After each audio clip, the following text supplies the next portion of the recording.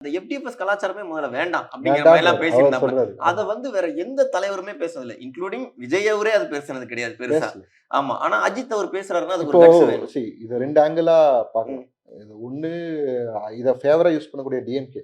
ம். நீங்க சொன்ன மாரி நீங்க சொன்னீங்கல்ல விஜய் பேசலன்ட்டு, அந்த மாரி வாதத்த யூஸ் பண்ணுவாங்க. ம். நான் என்ன சொல்றேன், நான் அஜித் ரசிகன் தான். நான் என்ன சொல்றேன், ம்.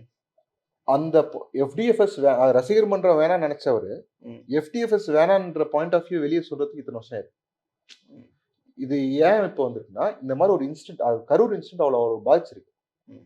அது எங்கேயோ வகையில நானும் ரெஸ்பான்சிபிள்னு அவர் ஃபீல் பண்ண ஆரம்பிச்சுட்டாரு. ம். ஏன்னா, அவர் அந்த இன்டர்வியூல பார்த்தீங்கன்னா வந்து, இந்த இந்த ஹீரோட படம் ஃபர்ஸ்ட்டே இவ்ளோ வரவேற்பு இருந்திருக்கு. ம். இதுக்கு காம்படிஷனா வந்து இந்த ஹீரோ இவ்ளோ பண்ணணும்ன்ட்டு ஒரு மீடியால இந்த விஷயத்த உருவாக்குனாங்க. ம். இதுல நானும் ஒருத்தன் பார்ட் தான் அப்படின்றத அவர் உணர்ந்தார். அதனால தான் அந்த விஷயம் எஃப்டிஎஃப்எஸ் வேணான்றது இப்போ வந்திருக்கு. ம். இது மாரி ஒரு விஷயம் முன்னாடியே நடந்திருந்தா முன்னாடியே கூட வந்திருக்கலாம். ம். சரிங்களா?